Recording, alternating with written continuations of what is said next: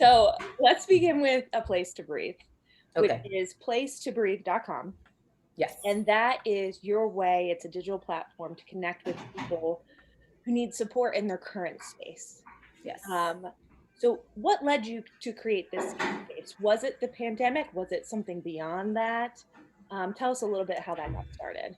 Yeah, so I had been sort of doing this kind of work informally. Place to Breathe is basically exactly what it sounds like. I'm offering sessions, 30 minutes, could be 15, could be 45, where we just sit and we do whatever it is you need to do. And if that is literally sit and breathe, that's what we do. Mm, If you want to talk through something, that's what we do. If you want to vent, that's what we do. That's what you mm, do. If you need someone to listen, I'm there for that. If you need a response, if you need someone to help you move through things, I'm there for that. So Place to Breathe was really just an opportunity for me to be whatever it is that that person needs at that time.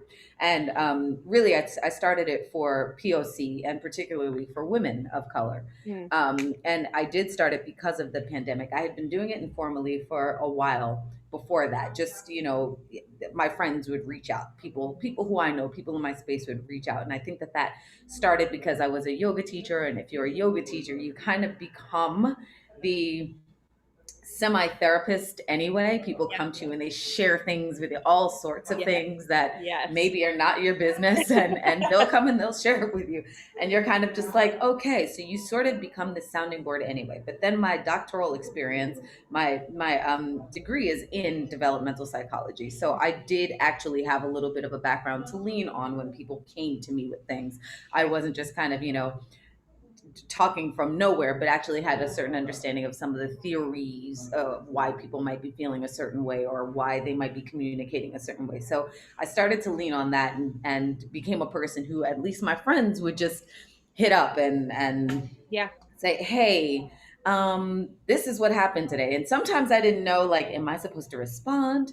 Am I supposed to just sit and be quiet? Because sometimes there would be stories when you're like, well, you brought that on yourself, right? That sounds like 1000% your fault. But if that's not the role that they wanted me to play, then I had to kind of clarify, okay, do you want me to respond or do you just want me to listen? And so I kind of started doing this anyway. And then during the pandemic, I'm an introvert.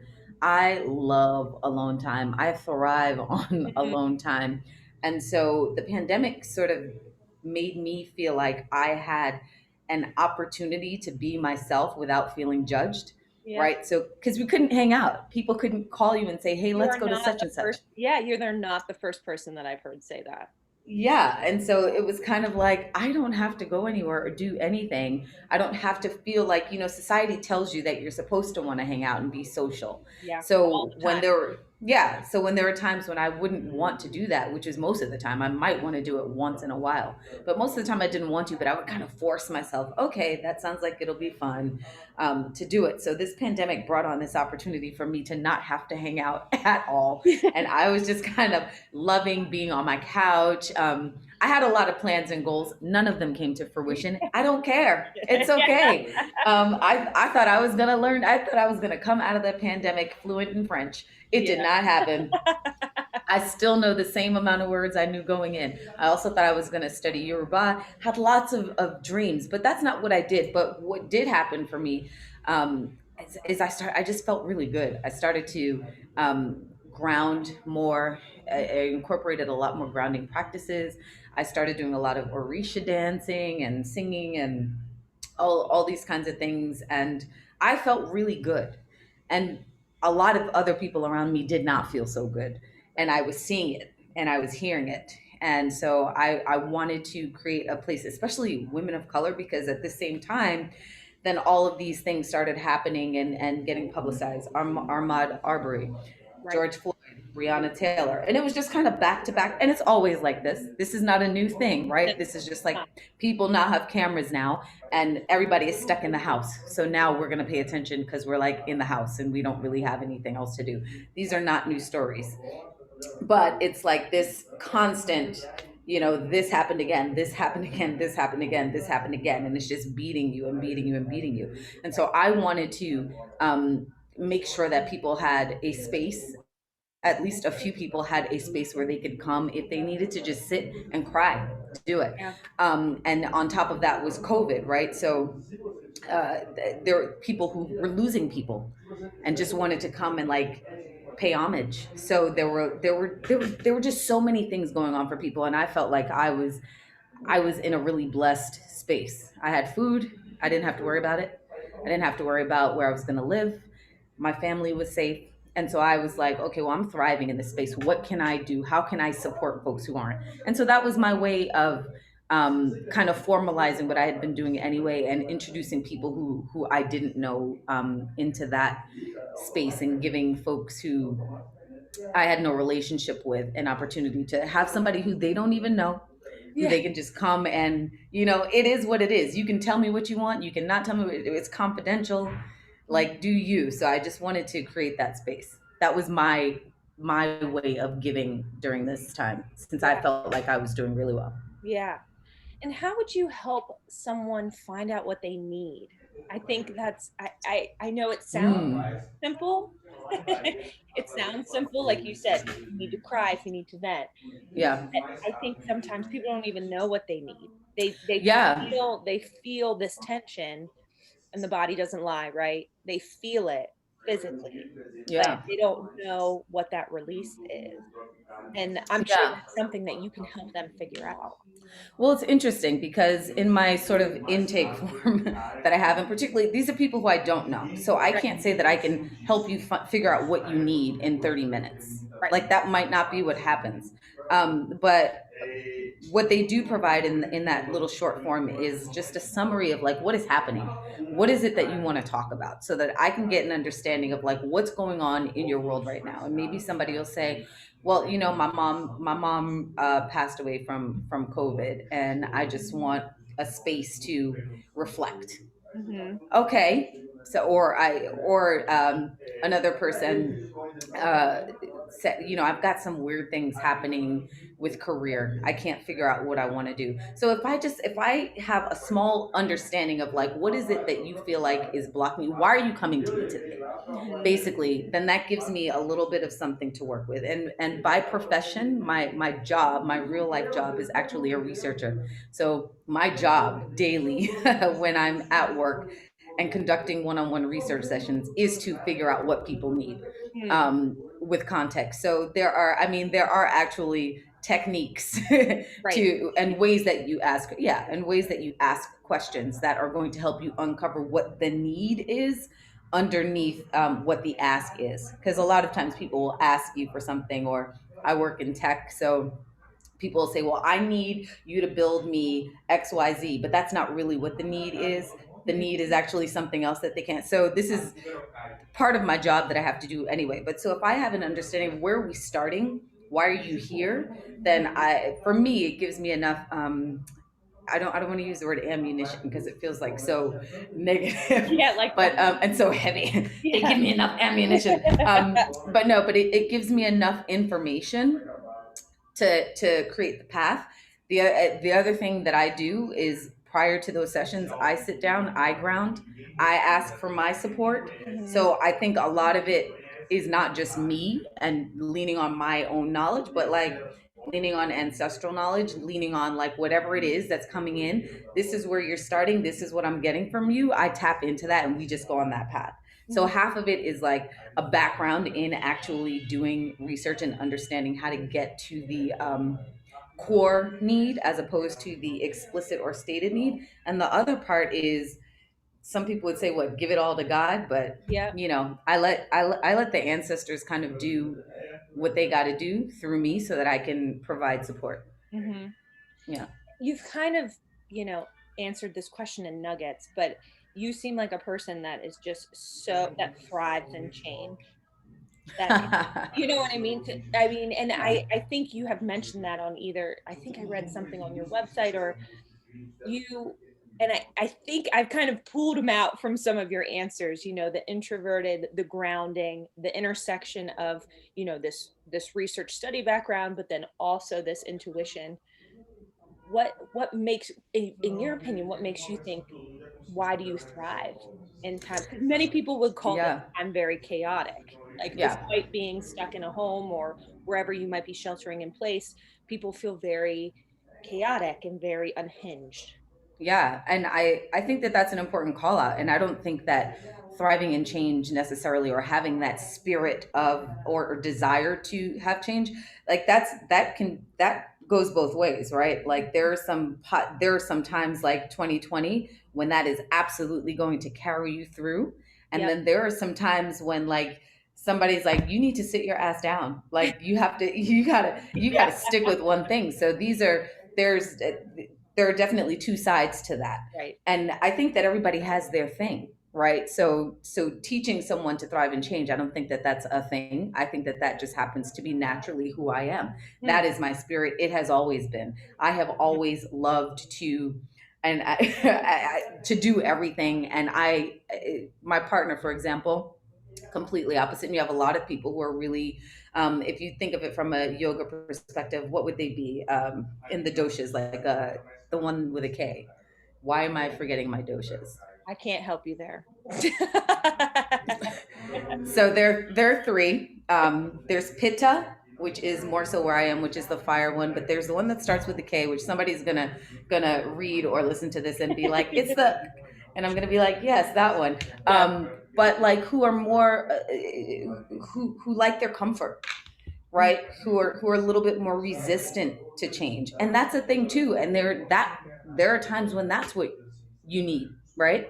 And so I say that to, I forgot the main question, but I think that thriving in, this is what worked for me in 2020, Mhm. is the fact that I am a person who has always just wanted to like take everything, flip it over, and start over again. Yep. And I think that that's so important when we think about orishas in the West African religious traditions that came to the U.S., like Yoruba, Candomblé, or Lukumi. When you think about orishas, there is a particular orisha who she she's like the orisha of the thunder and lightning, and like her whole thing is to come in and just kind of, Yeah. Yeah. Just wipe it. and Yeah. yeah, and she's like, okay, well, y'all ain't doing these things right, so we're gonna need to start over again. And I connect to that, Yeah. We need her because more than ever right now. oh, I think she came. I think that Yeah. that might be a little bit of what happened. But Yeah. so I've always been attracted to that energy. Like, let's try something new. Let's do it. What, you wanna fly to Botswana? And we've never been there before. Yeah, let's do it. Hmm. When I was in college, and I went to Europe for the first time. I actually went for a semester abroad. It was my first time ever in Europe, and I went for 6 months. And then my roommate and I would just like hop on a train or a cheap flight to like some other city and not have any hotels, not have anything booked. We just go. So I think that that's always been my spirit. And so that is what helped me through 2020. And that is why for me it was a very different kind of year. It was a year that I felt comfort in that, because I kind of like, things are being thrown all over the place. I kind of like to sit and look around. I'm like, wow, oh, mm, look at that. And it makes me feel like I have an opportunity to start again, or to start something new. And I appreciate that. So I don't know if that answered your No, it question. does. I think a lot of people would feed off of that. You know what I mean? I think a lot of people would feed off that energy because that energy isn't being created for themselves. And sometimes you need to feed off other people to kind of get your Yeah. gears in motion. So I want to pivot to sleep because we are Nella Pelly's all about sleep. Yes. Um, and a place to breathe. You said, you can come and you can do whatever you want, including if it's just breathing. And I want to ask you the connection between breath and sleep. Two Hmm. things that I think a lot of people think are super simple, but Yeah. can be so powerful. Yeah. Oh, and this is a loaded question. Jessa just throws it in there, and she's like, "All right, well, let's answer this one." So first, I want to clarify, when we talk about sleep, and for anybody who might like jump into this conversation, like, we're talking about quality sleep and rest, Yes. not sleep. And I just want to clarify that, because I know that sleep becomes also a defense mechanism for things that are not healthy, right? So like if Very true. you're depressed, if you're suffering from depression, a lot of times you can't move. You just want to sleep the whole day, and you can, but it's not a restful sleep. You don't wake Right. up feeling like you are rested. So it's not necessarily sleep that we're talking to, like blanket sleep, Yes. but more so the idea of rest, of feeling rested. That Um, restoration. and yeah, and so when I think about breath, there's a hold on, there's a lot of noise in the background. Hold on one second. It's okay.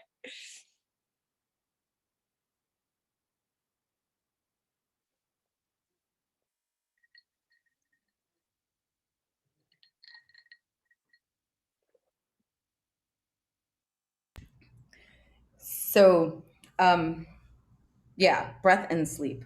So they're the things that are so natural to our body and that we literally cannot live without.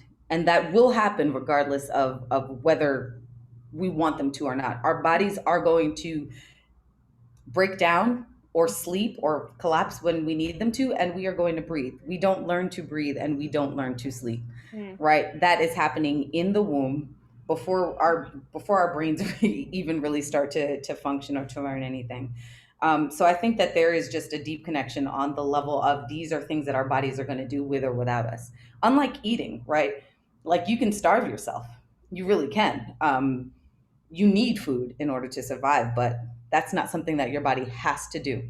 mhm, Um, but when I think about the relationship between breath and sleep, and I think about it particularly if I'm thinking about Black women, and I think about the year 2020, and mhm, the amount of times that I sat in my house watching the news like this mm, and didn't even realize that I wasn't breathing, right? And had to go, oh, oh, oh, and you can feel that release come from your body. That to me is that it has that underlying same idea of rest. You have to actually acknowledge it. It's not something that happens on its own. So even though we are breathing, what kinds of breaths are we taking? mm, Similar to sleep, even though we're sleeping, what kind of sleep are we getting? But what kind of breaths are we taking? And as a yoga teacher or a yoga practitioner, you know that the breath is super important because we can stand there and we can be practicing and our breath, yeah, there's air going in and out, but we're not really giving our body what is needed through the mhm, breath, right? And so when I thought about this year, and the reason why Place to Breathe was the place, it was because I know that people literally were not breathing, mm, literally were not able to breathe. And when you think about the stress factors that people of color feel every day, I mm, mean, just in terms of when my partner leaves the house, right? I'm thinking, okay, this is a black male. He's going into the city. If he's not back by a certain time, I'm like, okay, let me text him. Let me see where he is. If he doesn't think to text me and say, hey, I'm going to be 30 minutes late, I'm on, you know what I mean? Like my immediate right. response is what happened? That's not something that other people have to think about. They're not doing, they're No, nothing. the white community is not thinking about that. Not at all. Oh, he stopped at Target or he's Yeah, at the bar. And I'm thinking, did he get, and then my husband is not American, right? So his English is his second language. So I'm thinking, did police stop him and ask him something? Maybe he wasn't able to answer it correctly. You know what I mean? mhm, So there are just all these things that if he is 30 minutes late, I'm freaking out. That's my experience every day. And so when I think about breath, I think that this is the kind of trauma that people of color are dealing with on a regular basis, such that it's not even something that we recognize as trauma. It's not mhm, something that we recognize as affecting our health. It's just something that we live with and that it's just a regular day. And so it's even more important that in those times we sit, and I want to say you sit and take a breath, but you really can't, not until you hear from your partner that he's okay and mhm, that, he got stuck in traffic or something like that. But like once that moment happens, it's really important that you sit and go, okay, all right. That because the way that the that the anxiety works and is going into the blood and is shooting all of that force, how do you even rest after that? right. So I think about rest similarly. And as I mentioned before, sleep is one thing, but like being able to relax that tension when you get in the bed, being able to have the support that you need to even get a good sleep. These are all things that are privileges, right? Yeah, These are not these are not foundational things that everyone gets to have, Right. like being able to even just lay down and not, what if you're working a whole bunch of jobs and then you have to come home and you've got to cook food and then you've got to, you're taking classes, so at 3 a.m. you're waking up to do your homework before you go to work and blah blah blah. I had students when I was teaching who would always come to class. I had one student in particular, he would always come, but he never did his homework, but he was really enthusiastic about the class. So I talked to him, like, what's going on? He would leave school. He had his full time at school. He would leave school, go and work at a pizza restaurant, and he would leave the restaurant at about 3 a.m. to get home and then be at class at 8 o'clock in the morning. So when was he resting? Right. When was he, you know what I mean? So these are privileges. The time to rest is a privilege.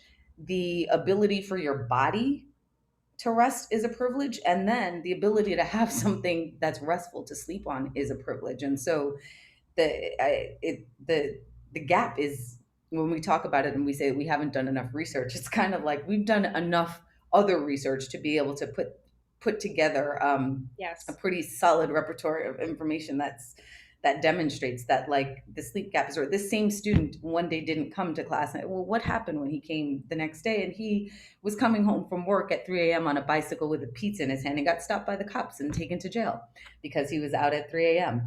And he looked suspicious being on a bicycle with a pizza. So these are the kinds of things. So what did his mom have to? What was his mom thinking about when Right. he didn't show up at home? So there are all these kinds of things that we deal with daily and regularly that just make breathing, getting good breaths, oxygenating breaths that, like, go through your body and allow your shoulders to release down, allow your belly to fill, allow that air to get down to your toes. That and resting and relaxing, and mind you, rest doesn't even have to mean sleep, right? We can Right. rest and not be, like, when you think about a yoga nidra or something like that, Yes. Mhm. you're resting completely, but you're not supposed to be sleeping. Secretly, I fall asleep in every yoga nidra ever. Um, but so these are things that when your body is like this, they're not happening. And Mhm. that is a space. This is a space that people of color live in regularly because of simply going outside. Yeah. I keep rambling. I'm sorry, No, you're not rambling Jessa. at all. I mean, you're hitting really important factors on the sleep gap, and it's something, again, in our anti-racism work here at Nullapelli, we have learned a lot, but there's still so much to learn. And there's still so much that we need to open our eyes to, because sometimes the daily things are what are missed, right? You Hmm. can talk about these huge systematic things and these, which are so important, Yeah, but the daily things, the ones that just yeah. chip away, It's it's it's interesting. I work a good job. I have an education. I am, for all intents and purposes, in the white world, an acceptable human being, right? But when I go into the store, when I go into a fancy store, I'm followed just like the next person of color. I am looked at, I am followed, I have people right on my tail. right. That, even that little bit of thing, like when that happens, it's like the moment you see that person come right behind you to make sure you're not stealing, is, it's literally that feeling. And then it's like, do I have to argue? Am I going to have to curse this person out? Yeah. Who am I going to have to tell off? So it's like, those are the things that really kind of perpetuate that anxiety that we live in. Yep. It's not just so when a big thing like a George Floyd or Breonna Taylor, when that happens, it's just like, oh, fuck. Yeah, absolutely. It's Yeah. but it's because it's just another It's a thing. But culmination. it's a culmination. We have enough of the small things regularly, all day, every day, at work, the conversations at work, the microaggressions, the things that are, it's hard to prove that you said that because I'm black, but you did. You know what I mean? Right. That you're dealing with regularly, that just breathing makes taking a breath hard, Mhm. because you've got so much, like, in there that's just like, and then you have to, like, acknowledge that you've just it's that breath is in there, and you, Yeah. so yeah, I'm sorry I cut you No. Have off. people been using your services? Have you felt like there has been a good response? Yeah, more so than I had initially imagined, to be honest with you. And then I had to take some time off because towards the end of the year, I was getting crowded.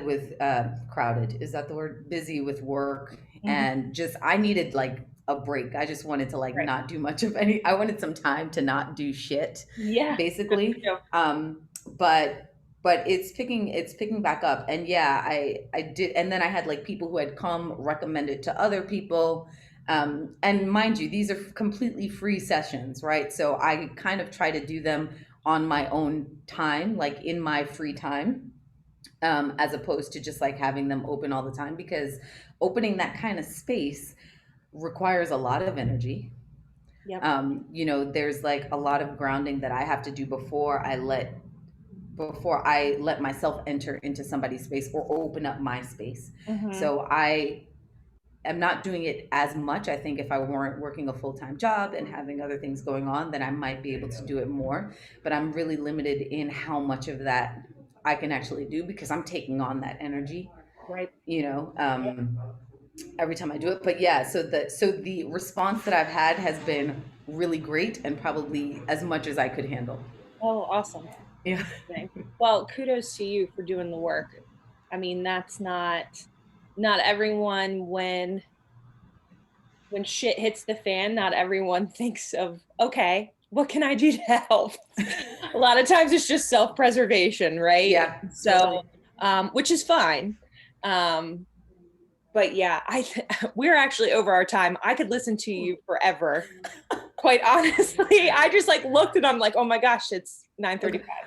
I Um, can go 10 minutes if you have any more questions. well, yeah, and I certainly we talk about space, and I want to respect yours. And I told you this would be 30 minutes, so I have one Yeah. last question. Yes. It's something we ask everyone. I think I might know your answer, but what is one thing you do for your sleep every day? I want to know what you think my answer is. Well, I think it's breathing. It's I think it's the breath. I think it's the, you know what I mean, making sure that you release. That's what I that's what I would say your answer is. I feel like I need to go with your answer because my answer is I'm human. I'm a person and I'm still a black woman. So that means I'm not doing what I need to be doing, Yeah. right? I think about it like this. Like I said in the beginning of this call, I am not worried about whether or not I'm going to eat today. Hmm. I'm not worried about whether or not I have a roof over my head. I'm not worried about my family and their safety and their health because I know that they're good. So and during quarantine, I'm less worried about my partner because he's usually inside of the house. Yeah. So there are life foundational things that right now I am not as stressed about, right? Which puts me in a position where it's easier for me to go to sleep, right? I'm not dealing with so many of those tensions of going outside, those things that enter my world once I leave my comfortable space, like, going into the office, going into the store. I'm not doing that so much. So I don't think that I am dealing with a lot of the weight that other people are dealing with, particularly people who look like me, right? Hmm. And so I am privileged in that way that I have a bed, number one. It's a comfortable bed, number two. I can put on my AC when I go to sleep and I can lay down and knock out. And so I think that for me, it's almost an unfair question, right? Because I'm living in a space where I have a little bit less tension right now. And so I can go to bed, and I've also trained my body that when it gets in the bed it's time to sleep, right? Because that's a thing. You have to actually train your body to go to sleep when it gets in the bed. But that I have a bed, that I have a house, that a roof over my head, I think puts me in a space that not everybody is in. Hmm. And so my sleep practices are not so great because I can just lay down and go to bed. But I will say that one of the things I learned in one of my teacher trainings was, um, finding some sort of ritual Mm. when you either wake up or when you go to bed, finding some sort of ritual that helps bring you into that place, whether that means a little bit of lavender oil and rubbing your feet with lavender oil and giving yourself that moment to ground down. Mhm. whether it means just sitting by the side of your bed and doing a little 1 minute meditation, Mhm. whether it means, I love my crystals, sitting with a crystal and just, rolling it around in your head. That is one thing I do, though. I do have a crystal under my pillow. Um, there are so many small practices that I've always said I want to incorporate these into my rest. But Mm. what I do is I rely instead on my machinery that tells me Time to how bed. it's time to go to bed, and then that tells me how well I've rested. I think that, um, for me, at least over the past 2 years, I've actually been resting well. Prior to that, I had a lot of trouble sleeping. Mm. And I think that it's funny that you link it to the breath. I think that it did have a lot to do. The reason why I'm able to sleep better now is also because of some of the practices I've taken up during the day, Mm. which is, some of that is my Orisha dancing and my Orisha chanting. So having an opportunity to ground down, to Yep. feel like I've connected with the ancestors, has really taken me to a place where I lay down in that bed and I'm just like, but 2 years ago, I think I was suffering from depression a little bit, and I wasn't sleeping the whole night. I definitely was just kind of do do do do do. Oh, yeah, I love that space. What's Oh, Yeah, you all exactly. And know it. so Yeah. I had to reconnect with something, and I've been doing yoga for the past maybe 20 years, and then something shifted, and that practice I've kind of put that practice on hold and brought in some of these other practices, which just help me feel, very grounded during the day. So I'm in which is also, I think, why my 2020 felt a little bit less chaotic, Mm. because I'm